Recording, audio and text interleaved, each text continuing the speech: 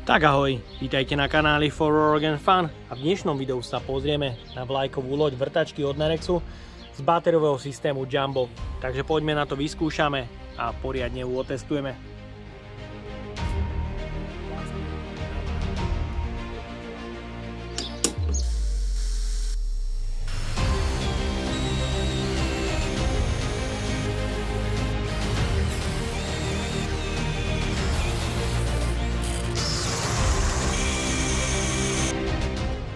Ak by ťa zaujímali ďalšie recenzie náradia Narex do 60V systému Jumbo, nájdeš ich hore v karte alebo odkazy dole v popise pod videom.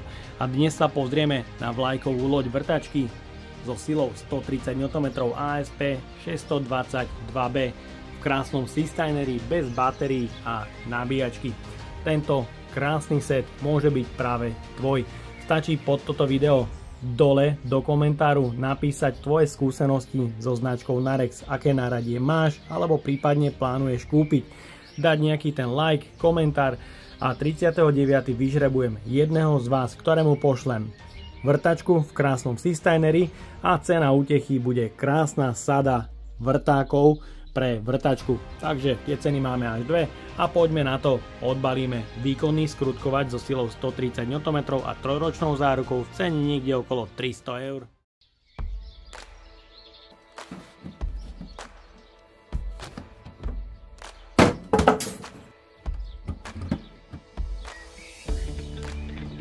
V systémovom boxe Thanos nájdeme užívateľský manuál, sponu pre upevnenie na opasok a skrutku pre montáž, robustné madlo pre obojručné držanie stroja s beznástrojovým systémom upínania, hĺbkový doraz s ciferníkom pre prácu s príklepom a je tu robustná výkonná vrtačka so silou 130 Nm zo 60V systému od Narexu Jumbo. V kufriku Thanos je dostatok priestoru pre uloženie vrtačky aj s osadenou 3 Ah batériou, ďalšou 3 Ah batériou. V kufriku je dostatok priestoru aj pre nabíjačku a je vidieť, koľko priestoru má kufrík Thanos. Bez problémov sem vôjde ďalšia sada a kopec príslušenstva pre vašu montáž. A kufrík jednoducho zavreš. Dizajn a spracovanie výkonnej vrtačky je na vynikajúcej úrovni. Plasty doliehajú absolútne perfektne, pretože pri sile 130 Nm bude konštrukcia extrémne namáhaná. Ergonomia je na tom o niečo horšie, pretože je tu vyššia hmotnosť, niekde okolo 2600 gramov, samostatne batéria má niekde okolo 900 gramov. Vďaka obojručnému držaniu stroja sa ale hmotnosť rozloží. Sú tu aj pogumované prvky a ergonomicky rozmiestnené tlačítka pravého a ľavého chodu, tlačítko zapnutia s funkciou prísvitu počas držania. Ak sa pustí, je tu automatické vypnutie s pomalým dosvitom. LED pracovné osvetlenie má pomerne široký rozptyl, celkom slušnú intenzitu jasu, ale vytvára tieň nad nástrojom, pretože jeho umiestnenie je priamo pod skľúčovadlom. Kovové skľúčovadlo pre upínanie nástrojov od 1,5 až do 13 mm s možnosťou uzamknutia. Výkonný brushless motor s maximálnymi otáčkami až 2000, dve rýchlosti, na jednotke 550 otáčok za minútu, na dvojke 2000 otáčok za minútu.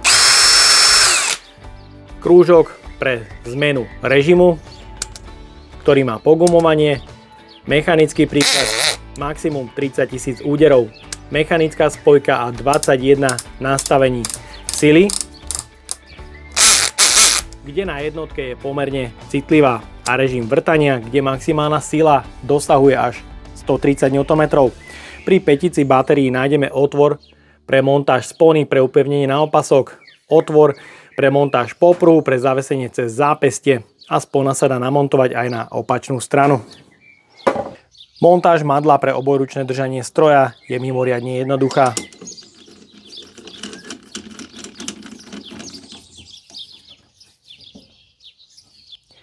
Doraz pre vrtanie s príklepom sa rovnako montuje beznástrojovým systémom. Jej hmotnosť bez batérie je 1599 gramov, čo je ešte celkom kompaktné. Bohužiaľ Narex má ale iba túto 3 Ah batériu, s ktorou hmotnosť stúpa na 2584 gramov a ak sa namontuje pomocná rukoveď, je to už 2771 gramov. Ďalej sa pozrieme aj na presnosť skľúčovadla.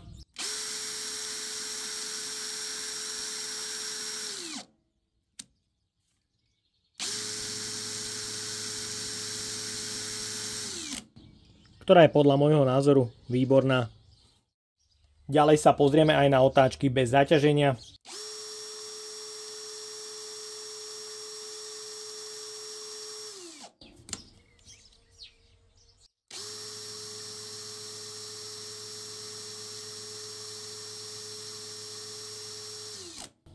Ako maximum namerané 1974. Takže je tu mierna odchýlka od toho, čo výrobca uvádza na štítku zariadenia.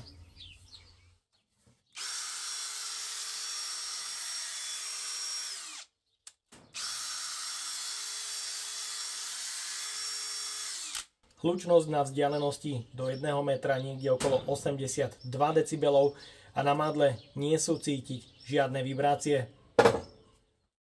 Pre odskúšanie výkonnej vrtačky som si pripravil rôzny materiál od skrutiek s priemerom 6, 8, 10 mm a dĺžky do 400 mm.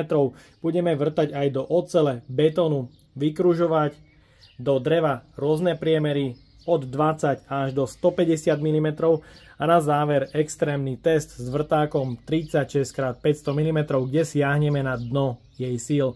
Takže poďme na to. Pre odskúšanie mechanickej spojky som si pripravil malé skrutky, režim skrutkovania a prvé nastavenie sily.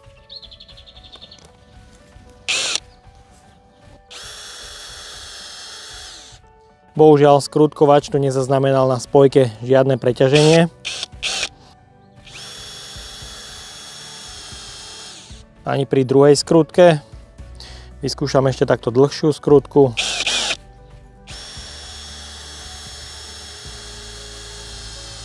Ani na tretej nezaznamenala preťaženie, znamená to, že spojka je menej citlivá.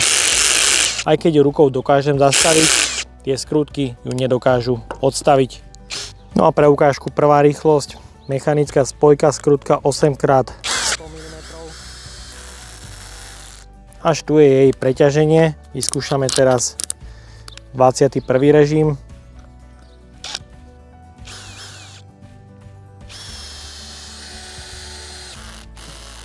A tu je dostatočne silná na to, aby zaznamenala preťaženie na spojke.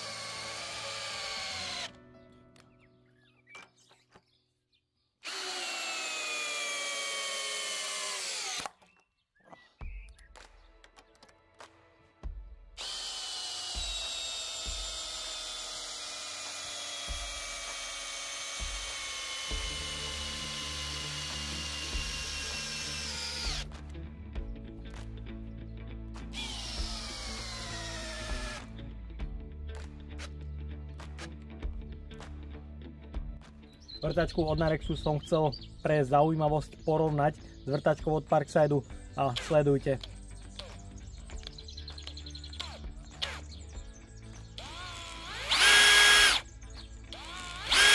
Veľmi zvláštne začína fungovať tá vrtačka.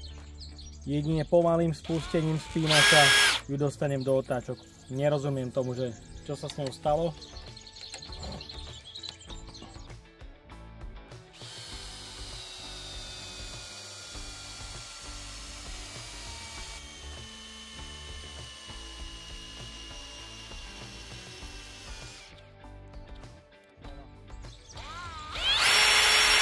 Ešte sa dokázala rozbehnúť, ale tu už to nepôjde. Takže vrtačka po recenzii odpočívala až doteraz a videli ste, je mŕtva. Netuším, čo sa s ňou stalo, čo sa s ňou deje.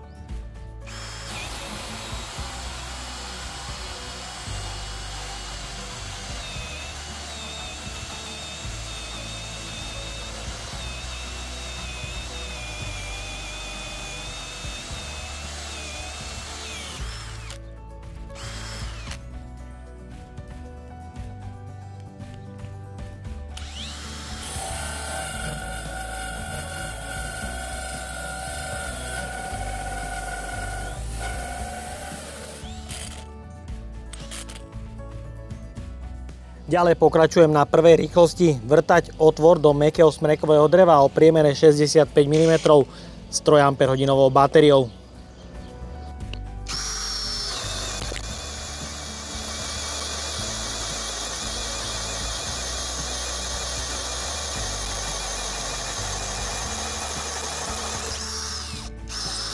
...65 mm na prvej rýchlosti zvládla ako cez maslo. Prepíname na dvojku.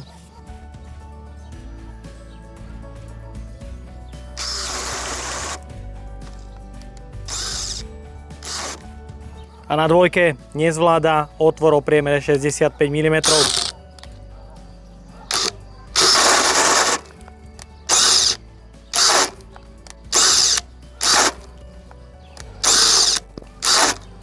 Bohužiaľ, tento úkon 130 Nm vrtačka od Narexu nezvládla. No a pre extrémny test je tu vrták s priemerom 36 a dĺžkou 500 mm. Vyskúšame to najprv na prvej rýchlosti.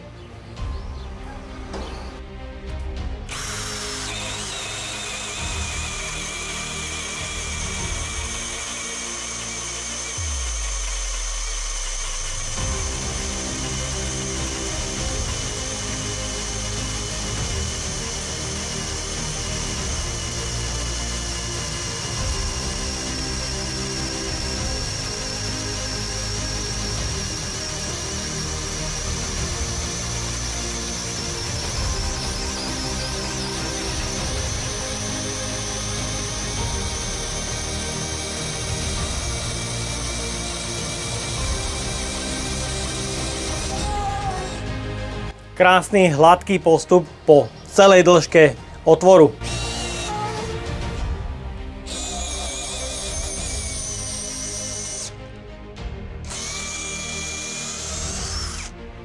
No a teraz ju prepíname na druhú rýchlosť.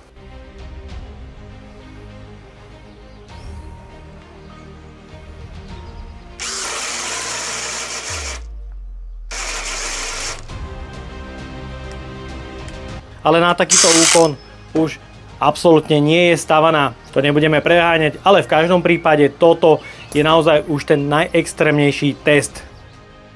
Ďalej sa pozrieme aj na teploty po zaťažení, kde priestorová teplota je niekde okolo 27 stupňov a motorová časť po všetkých úkonoch je zohriata do 47 stupňov a teplota batérie tu je niekde len okolo do 35 stupňov, čo naozaj nie je veľa.